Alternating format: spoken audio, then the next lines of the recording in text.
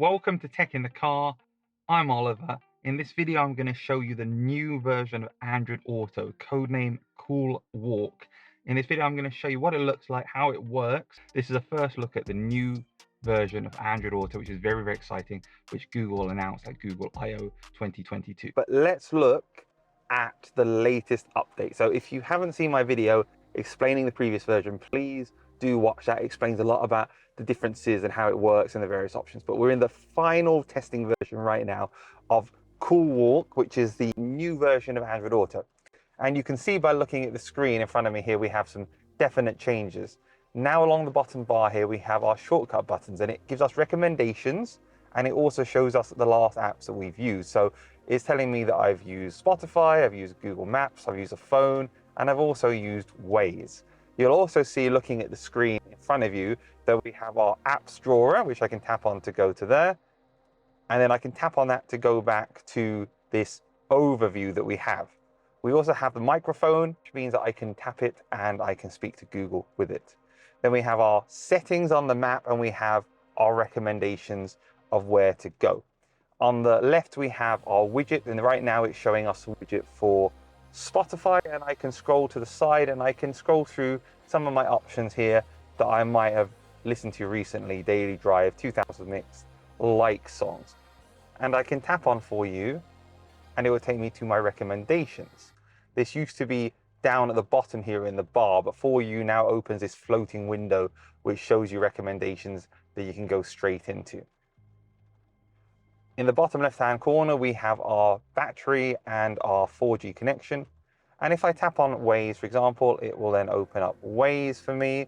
You notice that I can't have Waze in the windowed mode right now. It doesn't support it.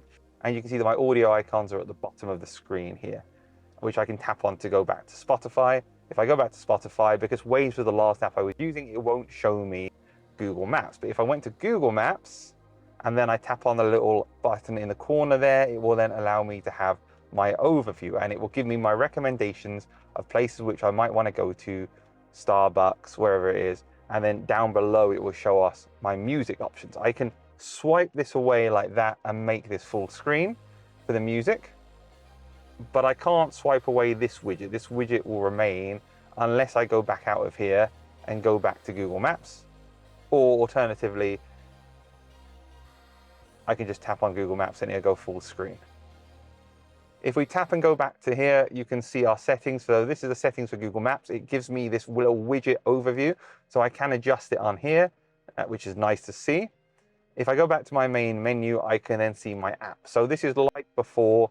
You've got your list of your apps that you have on here, and you can open them up. So you can still customize this, but it does require opening up your phone app to do that. So let's open up my phone app. And I don't know if you can see here, I'll put it up against the screen here. You can see that I can still customize the order it is in, which is very simple to do. And then if we go into our settings here, you can see I can start it automatically, start music. Now I can choose a wallpaper in this setting here. So I take back what I just said. And now when I go out of here and I open my apps drawer, I will have a wallpaper back there. So if we want to replicate, for example, the really, really cheesy wallpaper on the new RS3 Performance, I can do that now. And then now I've got a carbon fiber background wallpaper.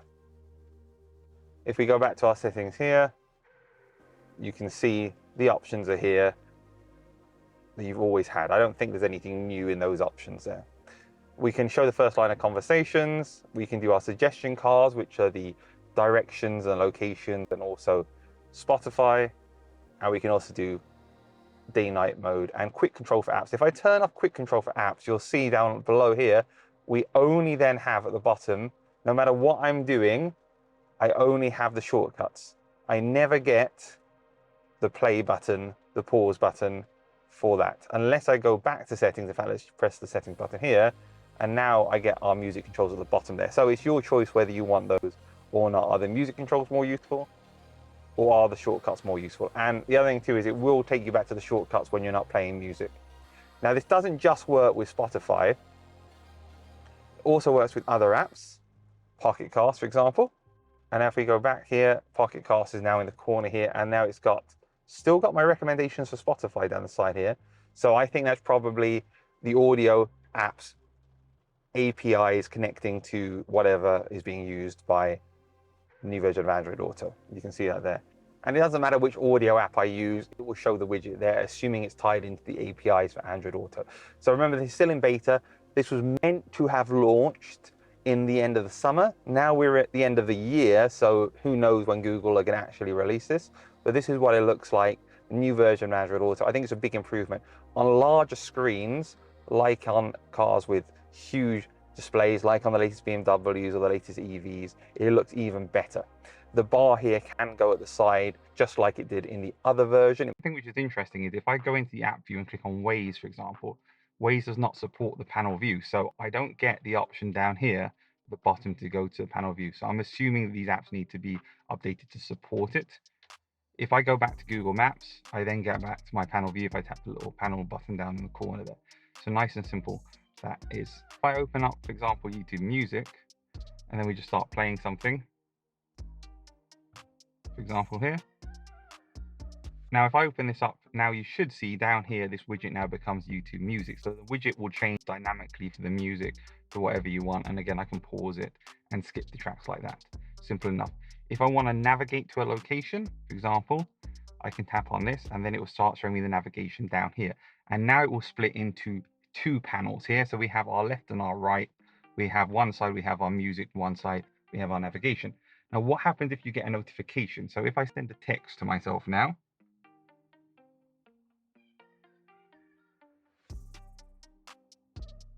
like this, I've sent a text to myself. In a second, that should pop up here.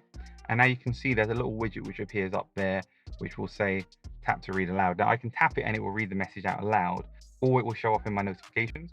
I can also go down here and tap on messages, and then it will appear on my messages. And if I tap it, it will play as well. So that's very easy to understand. Now, after a few minutes, that will go away and the music will become full screen again. In fact, if I press play, so those notifications for messages like texts or WhatsApp will go into the corner and then disappear in time. So that's how Coolwalk works. Let's now have a look at some of the configuration options here. So if I go into my settings here and I click on settings down here, in this version, I have the option to have the vertical rail enabled or to have it not enabled. So if I turn it off now, and then I unplug Android Auto and plug it back in, you will see now that the bar along the bottom is just like the previous version of Android Auto. I can still go into the same information as before, and you can see it shows me my navigation down at the bottom there, which you don't get on the side view. I can go back to here, I can go back to my maps, and I can see the information just like before, but now it's down there. Now, if I want to change the side here, I can go into the settings. So if I click on here and I go into settings, and then I click on show more settings, on my phone now, it lets me change the seat which the driver is sitting in. So left or right or default set by the car. If I turn this to right, the vertical rail was on the left-hand side last time. So I've turned on the vertical rail, but I've now moved it to the other side of the car. So you can see now it's on the other side here. So now on the right-hand side, we have the vertical rail. And again, I can move it back to the left-hand side again if I want to. Same way. I prefer it on the left-hand side because it's a bit nicer looking, because it's not as busy on this side of the car, because that's where the car built-in information is. But obviously the negative of having it on that side of the car is that you have the problem of, well, you have the problem of having to reach across here to do it. Now, if I unplug this and plug this back in again, you'll see now it's on the left-hand side. So that is Coolwalk. That is an example of it, how it works on the 2022 Audi A3. This is a 10-inch display. It's simple to use, easy to use. I think it's a lot better than the previous version. There's no doubt about that. You've got more information on the screen. It looks nicer. You can take it full screen. Obviously, we need to wait for the final version for all the apps to support it. But I really, really like what Google have done with the new version of Android Auto. So it's a cool little feature. It's a good update. It's worth getting. I'm excited for it to be rolled out on to everyone and to use it every day. Please give this video a like if you found it useful, subscribe for more on the channel, and see you soon. Thank you very much.